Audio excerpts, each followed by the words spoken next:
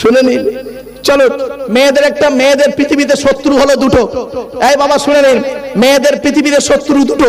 এক নাম্বার হলো সতীন, আর 2 নাম্বার ননদ। সতীন কিরকম শত্রু দেখবেন মেয়েদের, শুনে নিন। মেয়েদের শত্রু সতীন কিরকম দেখুন।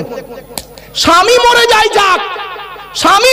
যাক, সতীন তো বিধবা হলো। ও নিজে যে বিধবা হয়ে গেছে ওর খেয়াল নেই, সতীন বিধবা হয়েছে খুব খুশি।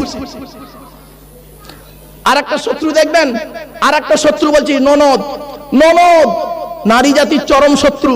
এজন্য আপনাদের হাতে ধরে বলে যাচ্ছি, বোনকে যখন ছোলা, চিনি, জামা কাপড়, টাকা পয়সা দেবেন, স্ত্রীকে না যাইনে দেওয়াটাই উত্তম।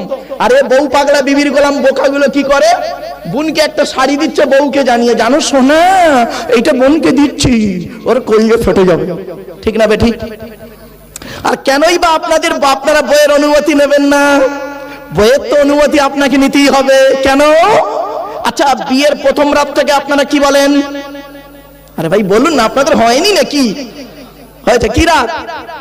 বাসর রাত। ওই বাসর রাতে যখন বইয়ের কাছে প্রথম ঢুকেছিলেন রাত 12টার পরে যখন বইয়ের কাছে গিয়েছিলেন, নববধূর কাছে গিয়ে কি বলেছিলেন?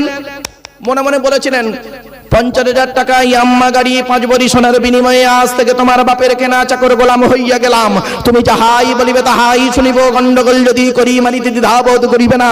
তোমার বিরুদ্ধে যদি কোনোদিন কোনো কাজ করিয়া থাকি, তোমার পিতামাতাকে নিয়ে মাটিয়া থানায় কেস করি, আমার বাপ আর মাকে জেল খাটাইয়া, আমাকে বধূ নির্যাতন কেস দিয়া লকাবে ঢুকাইয়া আমার চালানি দেবে।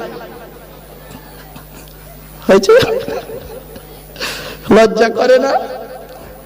শুনে নিন, বাস্তব বলছি গো বাপ, কথাগুলো শুনতে হাসি লাগছে, বাড়ি থেকে ভাববেন।